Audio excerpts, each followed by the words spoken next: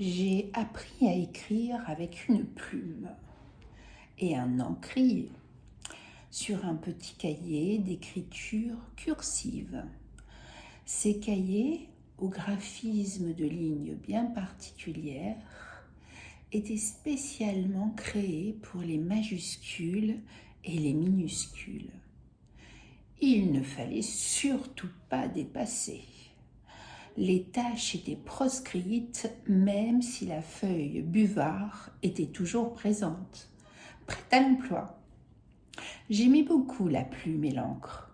Je m'appliquais et j'éprouvais beaucoup de respect pour ces circonvolutions apparaissant et formant au fur et à mesure des lettres, des mots, des phrases, puis des histoires. Les lettres dansaient et patientaient, attendant la forme qui leur permettrait d'exister et de participer à la vie d'une histoire. Mais quelle responsabilité et quelle impatience à la fois de leur donner une existence exceptionnelle et unique. Puis vint l'apparition des stylos bics avec des couleurs différentes. Mais attention, la sortie des 4 couleurs n'avait pas encore eu lieu. Les cahiers et leurs feuilles avaient revêtu des allures différentes. Il fallait s'adapter. Ce qui ne changeait pas, c'était l'apparition progressive de lettres, de mots, de phrases, puis d'histoires. Je prenais toujours autant de plaisir à soigner leur écriture. Puis arriva le jour où j'entrai au collège et tout se métamorphosait à nouveau. Nous avions des grands cahiers et le choix de notre instrument d'écriture. J'optai pour le stylo plume, qui me rappelait la période heureuse d'apprendre à écrire et de devenir grande. J'ai commencé à cette époque à choisir moi-même les lettres, les mots, les phrases qui constitueraient mon histoire. Ma professeure de français était enchantée des histoires que j'inventais. Ce qu'elle ne savait pas, c'est que j'étais devenue depuis longtemps une grande lectrice, avec le départ des pigeons chez mes grands-parents et l'installation d'un coin lecture à la place. J'ai poursuivi l'invention d'histoires jusqu'au lycée. Et puis, je n'ai plus eu l'occasion, ou alors plus l'envie de me bercer de contes que j'avais envie de raconter et d'offrir.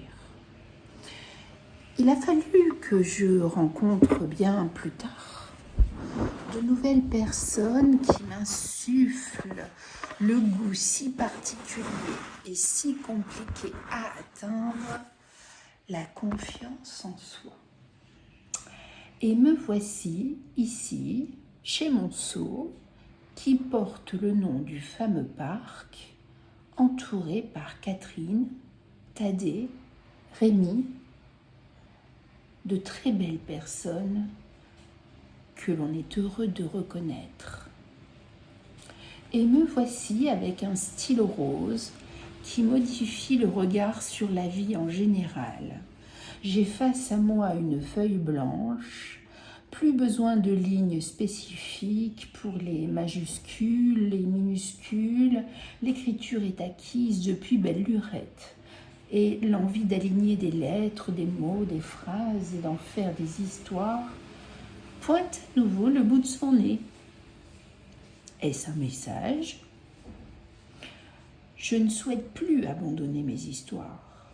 Je veux les voir pousser, fleurir, sauter, danser, jusqu'à en avoir des tourbillons en passant de téléphone en téléphone. Car oui, j'ai appris à m'adapter. Alors mes histoires, maintenant, je les lis à voix haute et je les enregistre. Je les partage avec qui veut les écouter, les apprécier. Cela me rend joyeuse, heureuse et reconnaissante envers la vie qui m'a accompagnée durant tout ce parcours que j'ai effectué et qui ne m'a jamais lâchée. Maintenant, je constate que des centaines et des milliers de personnes les écoutent. Cela me propulse vers le futur et une nouvelle adaptation. Quelle forme prochaine pourrait prendre mes histoires? Un livre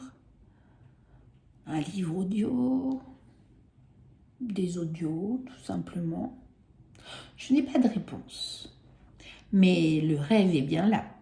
Et sa présence est bien douce dans mon cœur, si douce que s'il ne se réalisait pas, il aurait déjà tenu la promesse de me redonner le goût de vivre, le goût de la curiosité, de la découverte et du partage.